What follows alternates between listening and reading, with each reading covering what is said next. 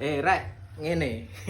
Wong lanang iku ketika ndeleh apa-apa gembletak gak nang panggonane, mesti diclathu karo bojo. Ini nek diclathu lah. Kayak aku wingi mari bal-balan ya. Ndeleh sepatu, gak no rak sepatune po dicelana. Apa-apa iku dideleh nang nggone bla. Omah marai rusuh kabeh. Gembledak dah. Galeh handuk mari adus lali gak nang tempate. Wes diclathu gak. Lah Mang, aku nemu jarum pentul. Nuk mobil iki nuk ndukure ana jarum pentul. Nuk kursi ana jarum pentul. Nuk ndi-ndi ana jarum pentul.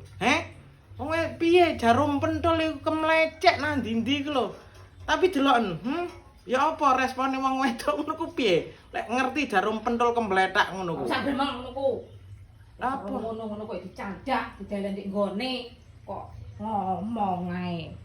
Jarum pentul lek kok. Jarum pentul iku nggone sapa? Ngono aku. Lah iya, kan sampean sing ndak salah ndeleh. Ya iya ngono lek petuk iku didelen nggone. Lah kuwi ki apane sampean? Bojoku. Lah iya, ya diopeni. Ngene sampeyan tak openi mosok ngono aku ora gelem ngopeni kebacut sing ngono ku. Ngomong kene. Tibake aku tetep Terus, Nak? salah ya. Karek jukuk kok gremeng ae. Ya Nang Allah. pasar.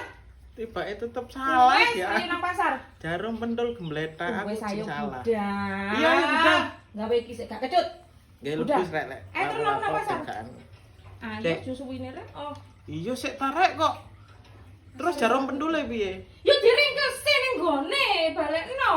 Iku jarum pentule sapa, Ngono Bos? aku. Kok garek njoko apa salahe sih?